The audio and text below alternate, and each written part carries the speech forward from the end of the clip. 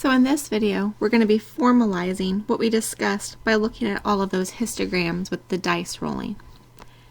First, the idea of what we're going to be talking about is called the central limit theorem. Although it has a fancy name that involves a theorem, we are not going to do any proofs of it. We are just going to utilize the central limit theorem. So let's first talk about what that actually means. So what we saw with our histograms in the previous videos was that the larger the sample that we took, we saw that the shape of our data became more normal looking, so it was symmetric and unimodal. I saw that the mean did not really change much regardless of how big my sample size was, which was the number of dice that we rolled, but the standard deviation got smaller as we rolled more dice. So let's see how that's going to apply in the central limit theorem. So first, we notice that it did not start that way. Our first graph was uniform. It was relatively flat. So at what point could I actually say that this normal distribution will work? Well, we have certain conditions that we need to check. What our conditions should be are that first, we still need a relatively random and unbiased sample. So we've still got to be taking our sample in an unbiased way, or at least as unbiased as possible. Then, we only have one other condition which has an or in it. Either the population already has a normal distribution, or I need to sample at least 30. Now, checking sample size is relatively easy to do. Let's talk about what this first one means, that y is distributed normal. What that would mean is, one, if I looked at the graph of individuals, that it already looks symmetric and unimodal, so it's already looking normal. In our example, this would not have been the case because this is my graph of the individuals. It was not unimodal, so there was no way that my individuals would have been normally distributed. Then instead what I would need to have happen is or my sample size needs to be at least 30. And again, that's an or, so only one of those two conditions needs to hold.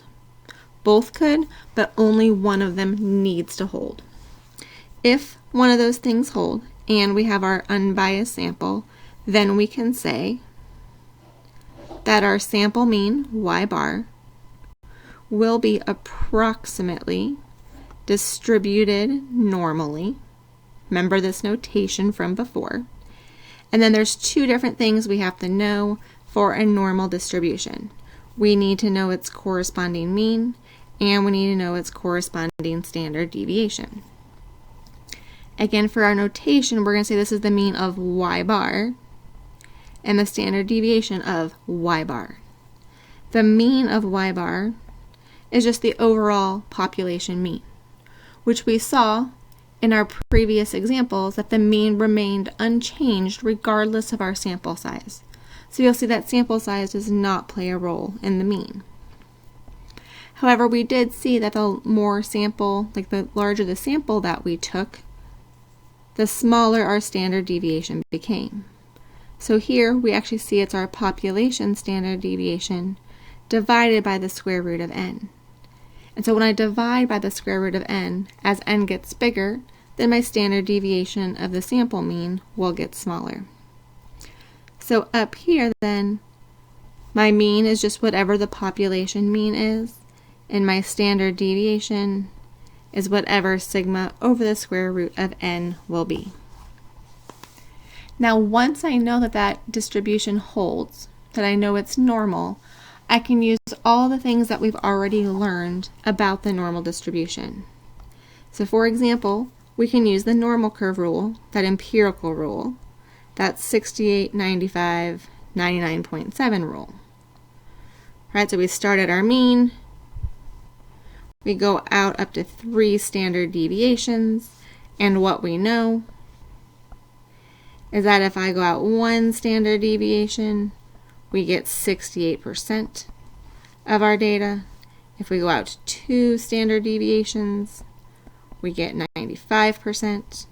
And if we got 3 standard deviations, we get 99.7%. Now, in order to find the numbers along the bottom, we're going to use our mean and standard deviation that we just discussed up here. So that means the direct middle of my picture will just be whatever that population mean is. And that this distance that I'm going to the left or to the right each time is whatever my standard deviation is. So this distance every single time is that sigma over the square root of n for each one of our 6 pieces that we have here. So same concept, just got to make sure we have those numbers to be working with. I can also use my z-table so we can find probabilities. Now first, just a reminder from our very first set of notes so we can see how this relates to it. So when we first introduced the normal distribution, when we were asked to find our z, it was just y minus the mean divided by the standard deviation. Now it's going to look similar, but be a little bit different. First, I'm no longer interested in just y, I'm interested in the mean, the sample mean instead. I still want to subtract off a mean and divide by a standard deviation. But now I need to subtract off the mean of y bar and divide by the standard deviation of y bar. So the mean of y bar is still just that overall population mean, but our standard deviation of y bar is now not just sigma, but it's sigma over the square root of n. So comparing these two z-scores, since they look similar, it's good to discuss of sort of the differences between them. The one we learned way back in the normals notes is used when we're talking about an individual. So if I wanted to find the probability that a person has a certain score, or a person has a certain house value. So we're looking at an individual. So we're seeing a lot of A going on here. Now with my new formula, how it's different is we're no longer interested in just an individual. We are interested in the mean of n. So the average of 25 people, or the average of 35 houses. And so what we're looking at will be different. And hopefully it makes sense that these will be different. If you ask me to find the probability that a student scored at least a 90, it's very different than asking me the probability that the mean score of the students is at least a 90.